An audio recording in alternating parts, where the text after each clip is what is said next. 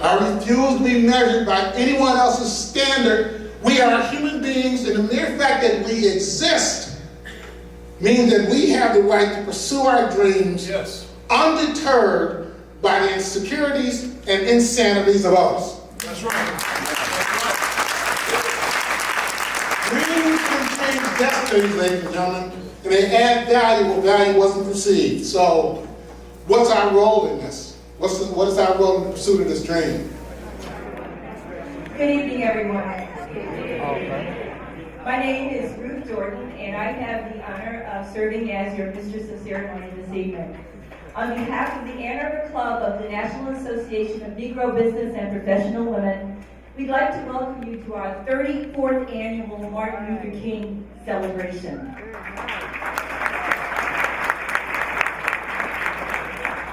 Thank you. On January 15th, Martin Luther King Jr. would be turning 88 years old. I remember very vividly where I was when I heard that Dr. Martin Luther King had been so ruthlessly killed. I was at Hampton University, and it just felt like the weight of the world was on our freshman year shoulders. And that feeling sometimes still comes back vividly. And I'm sure all of you will remember where you were, or most of you remember where you were on that tragic day. However, out of that day, although the dreamer left us, we are still obligated, 88 years later, to carry on with this dream. It is our hope, it is our mandate that we do so. In the words of Dr. King, I'd like to open this celebration with, if you lose hope, somehow you lose the vitality that keeps us moving. You lose that courage to be that quality that helps you go on in spite of it all. One day we will learn that the head can never be totally right if the heart is continually wrong. I'd like to bring up our president, Missy Graham Washington, who will officially welcome him. Good evening, everyone. Good evening. Well, I want to say that everybody looks amazing tonight. And I am so ecstatic that you could come out and weather this storm to be a part of what we're doing this evening. As we come to you as the National Association of Negro Business and Professional Women's Club, every year we want to thank you for your support in this community. So I'm going to do what people do in church, and I'm going to say, please, look to your neighbor and say thank you for supporting the community. Because truly, without you, we could not do this. This is our biggest fundraiser of the year, each and every year. We use the funds from this event to support young people in the community so that they can go on to be college-educated individuals who give back to the community again. As we come together tonight in remembrance of Dr. King's legacy, in celebration of his life, and in preparation for our future, we gave a lot of thought to what our theme was going to be this evening. And our theme is, as you have seen, whose dream is it anyway? The reason we chose that theme is because in the times that we're living in right now, we know that others have a dream that is not our own. Make America Great Again does not include us. So we chose that theme for a reason. We have a dream and we want to make sure we carry that legacy on.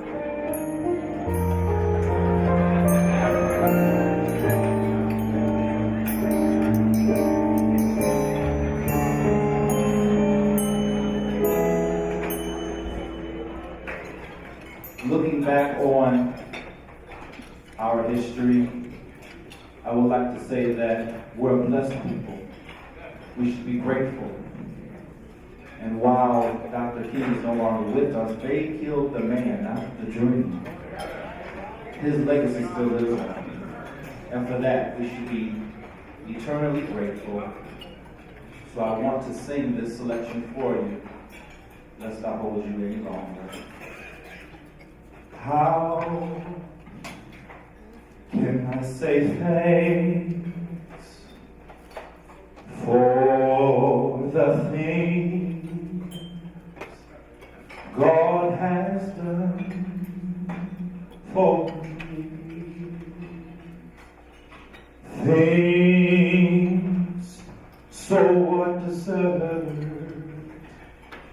that He gave to prove His love for me.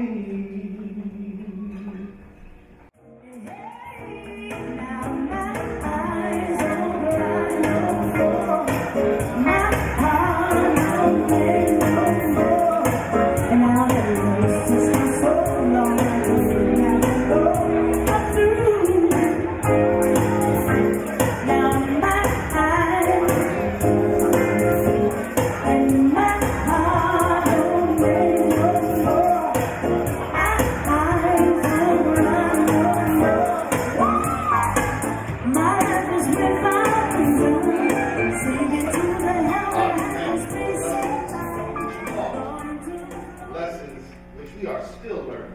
Yes.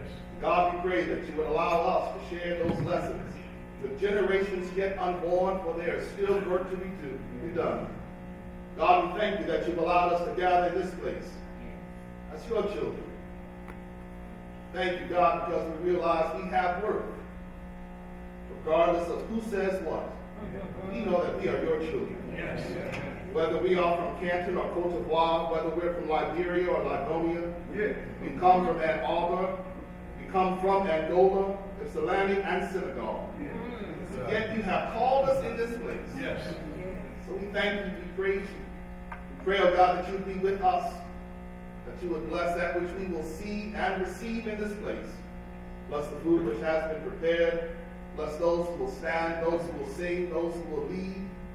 God bless us that when we leave this place, we will be better for having been here. Yes. This we ask in Jesus' name. Amen.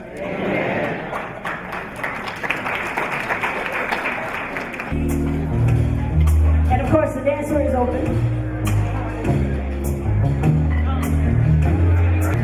Going a long, long, long way.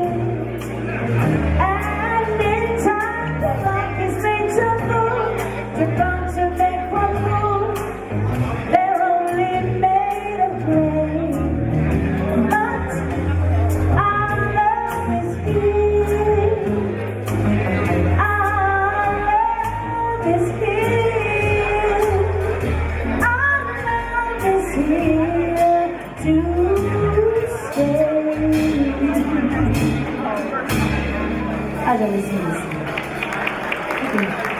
So that was my dedication to you guys. I think it was in the 90s.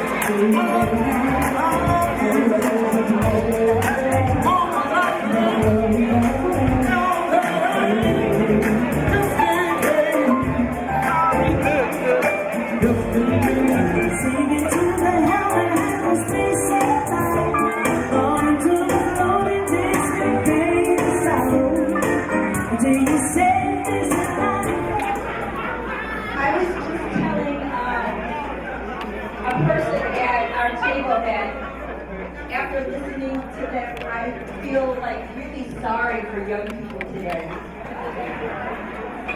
They just won't ever know, will they? One of our guests is here. Her name is Ms. Willa Bates. Ms. Bates is 99 years old. Our lives begin to end the day we become silent about things that matter. We have to learn to forgive. Forgiveness is not an occasional act. It is a constant, mindful attitude. We know that as humans we must accept finite disappointment, but we must never lose infinite hope. And no matter the fact that we all have come here on different ships, we're in the same boat now.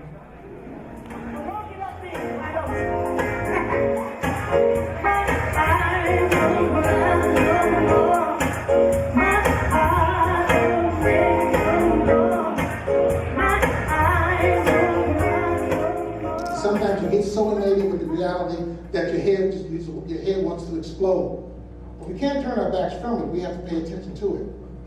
Because in that reality are messages. And messages that speak to attitudes and mindsets. I'm surprised at what people think they can get away with nowadays. The things that they can say, the things that they can do. And I go, well, where does that come from? Like I said, I will talk about the second most dangerous person on the planet. You know, collective wisdom is needed to move a dream forward. Those of us who have gone through the battle and have endured, we are the heart and soul of making a movement happen. Now, we have to get the arms and legs from some other place. Because as I look around the room, I don't see a lot of speed.